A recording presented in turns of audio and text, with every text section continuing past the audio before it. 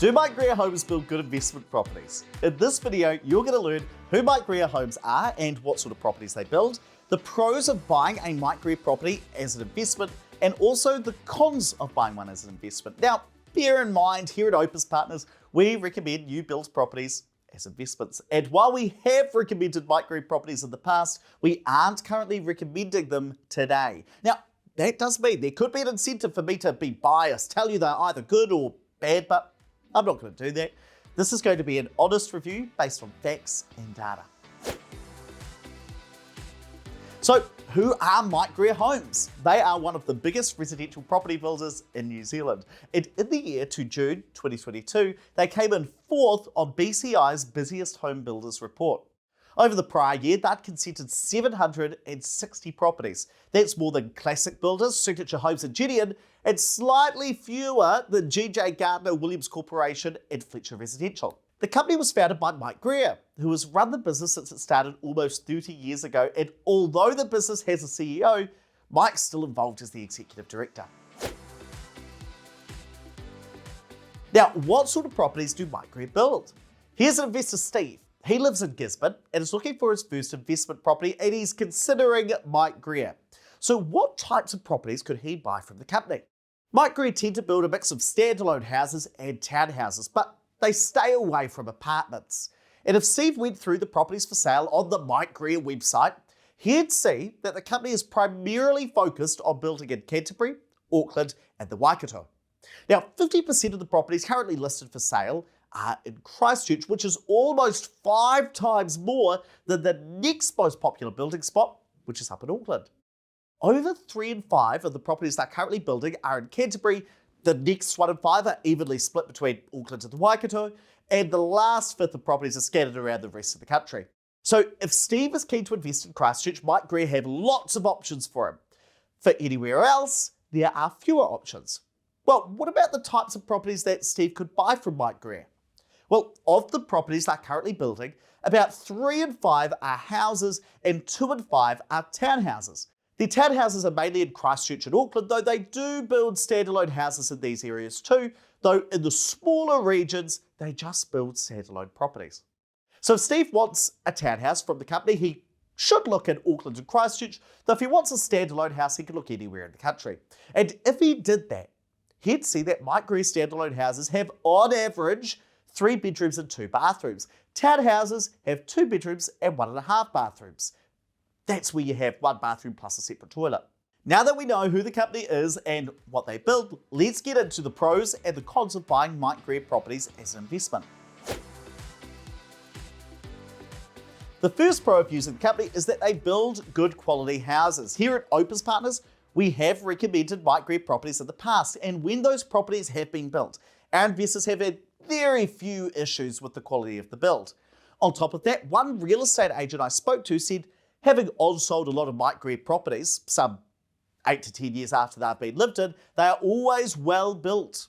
That means when it comes time to on-sell, the building inspectors say, hey, they're still well built. Another pro of Mike Greer properties is they don't all look the same.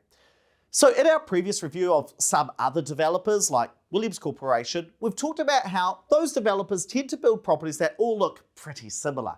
But with Mike Greer, they use a range of different designs.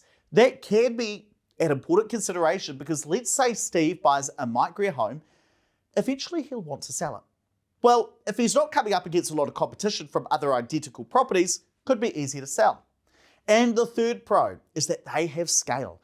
Because they build a lot of properties, Mike Greer can control more of the supply chain and where they get building materials from. From our experience, that means they're less likely to have overruns in the time it takes to get a property built. But of course, every company has its drawbacks, so now let's go through the cons of buying a Mike Greer property as an investment. Con number 1 is they are more expensive. Mike Greer properties tend to cost more than other equivalent properties, and there are likely 2 reasons for this. Number 1 is that Mike Greer is a well-known and recognised brand, and because of that, they can charge more. The second is that Mike Greer Homes, in some instances, will build higher spec properties in more expensive locations. These properties will be more suited to owner-occupiers compared to investors, because if you're going to live in the property, you care more about the property rather than the rental yield. For example, let's come back to our property investor Steve. Let's say he wants to buy a 4-bedroom standalone house in Hallsville, which is on the outskirts of Christchurch. He could buy this one for $820,000, which is being built by a developer called Oak Ridge, or he could buy this one for $969K from Mike Greer. That's almost a $150,000 difference. Now, of course, there's always going to be differences in spec, house size, location. The Mike Greer property in this example has a double garage. The other property, on the other hand, only has a single. But that's my point. All of these things combined add up to a more expensive property. And just before we get into the second con, if you're enjoying learning about property investment in a data-focused, fact-based way, make sure you hit the subscribe button. We release new videos every Monday and Wednesday. And if you do already subscribe, you've probably guessed that because Mike Greer properties are more expensive, they tend to have a lower rental yield. That's the second con. The yield is the amount of rent that you as an investor get compared to the price of the property. Now, let's take the same example as before. Steve's got two options. Mike Greer costing $969K, the other developer costing $820. And while he might pay an extra 18% to buy the Mike Greer property, that doesn't mean he's going to get an extra 18% in rent from the tenant. So the $820K property, that's expected to rent for $665 per week, which is a 4.2% gross yield. Which means that for the Mike Greer property to earn the same rental yield, Steve would need to charge his tenants $785 per week, an extra $120. Now here's the thing, only 25% of 4-bedroom properties in Hallsville rent for over $695 per week. So achieving that level of rent for the Mike Greer property, it's not going to happen.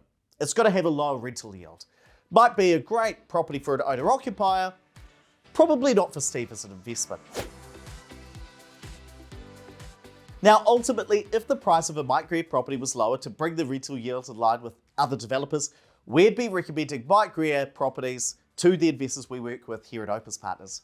And at the time of recording, we are in negotiation with the company to see if we can get pricing and the rent to work. But based on the prices for the properties that are available today, we don't recommend Mike Greer properties as investments.